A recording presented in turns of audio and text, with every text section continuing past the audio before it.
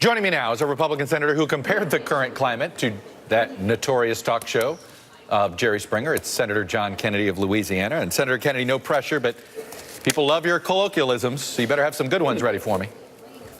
I'll do my best, Chuck. Let me start with that news from Senator Graham. I'm sure you share his frustration. Do you share his frustration to the point that you're also a no, that, you know what, it's time to force everybody to sit at this table on DACA, get this done before kicking the can another month? Well, that's not going to happen, Chuck. Here's my objective.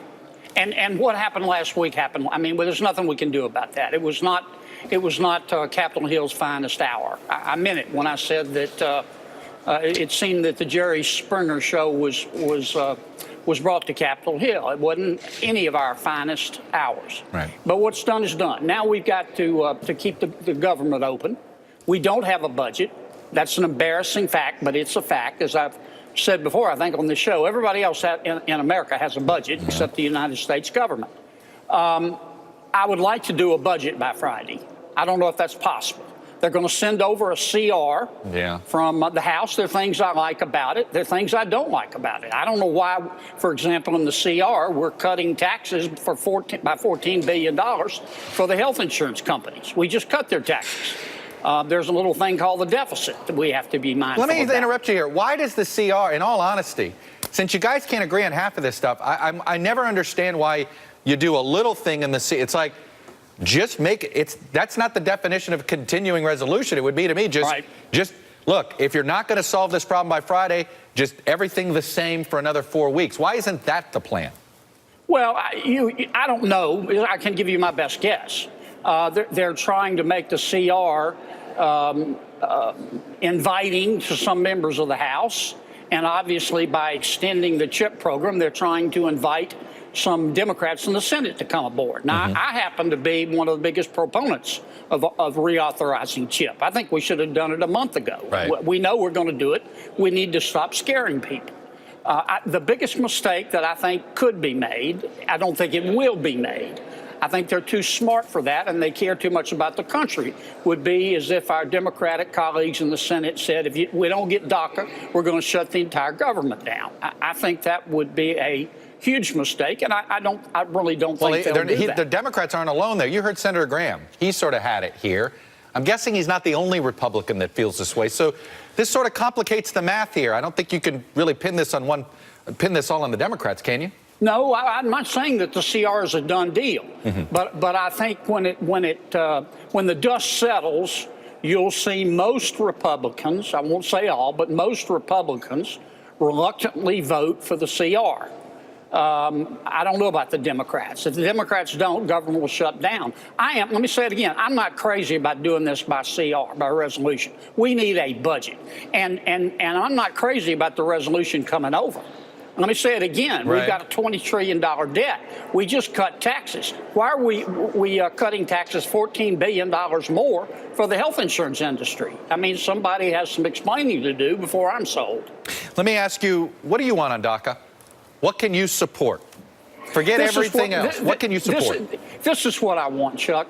I want us to fix our laws and agree to enforce them in a compassionate, humane, but effective way so that we don't have another DACA 10 years from now.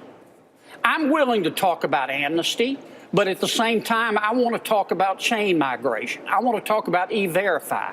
I want to talk about sanctuary cities. And you want all this, let me pause you there. Absolutely. You want all of this in any deal to codify the Dreamers? Any deal? Yes. You want all that? There's been a 15-year bipartisan refusal by both Democrats and Republicans to deal with this issue. We keep piecemealing it. Just yesterday, Senator, I had people from both sides of the aisle that said, the more comprehensive you make this, the less chance it has of passing. The simplest way I heard is DACA for straight up the 700 miles of extra fence and leave everything else out of it. Isn't that the only compromise that's realistic? Think about what I don't agree with that, number one. And if it is true, I think it's a sad testament. I mean, think about what that proposition holds. It says we don't have the guts to sit down and talk about the whole problem of our immigration laws. I mean, yeah, we're a nation of immigrants. I'm proud of that. A lot of people want to come to America. When's the last time anybody tried to sneak into China? I mean, they want to come to America. Right. But we've got to agree on our laws, and then we've got to enforce them. We're the only country in the world that doesn't. And that's not inhumane, and that's not being mean-spirited. Right now, we're not enforcing our laws. If we need to change the laws, let's change them. But if you do DACA now, let's suppose the Republicans gave in. I'm not going to. Okay. But they suppose the majority gave in. We did DACA. We added that to a budget. We passed it. You think that's going to be the end of the amnesty issue?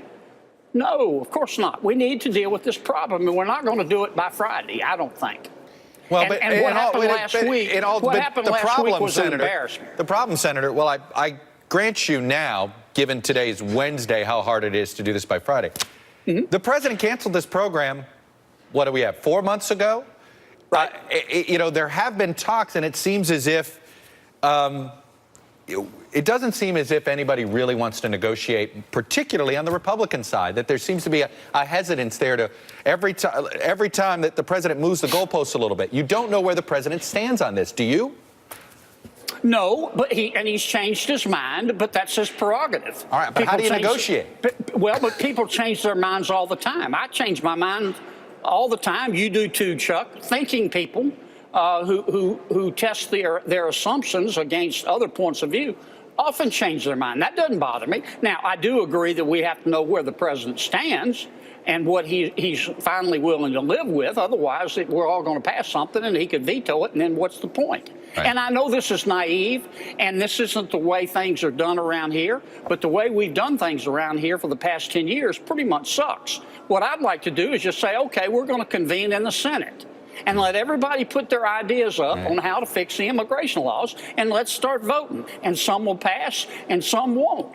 But at least we're hitting the issue head on. Well, but you mark my words, you do DACA, piecemeal, it's not going to solve anything long-term to preventing a future DACA-like situation. And let me say it again, what happened last week, it's stuff like that. That's the reason the aliens won't talk to us. It was just like a bunch of 13-year-olds up there. You took up my challenge there with a good colloquialism. I have to say, Senator, I'm going to correct you there. It hasn't been just 10 years that this place hasn't functioned. But I think you're being kind to the institution by saying it's only been 10 years that Washington hasn't worked. I think you're probably right. I stand corrected. Senator, thank you very much. Let me bring in tonight's panel. Rich Lau.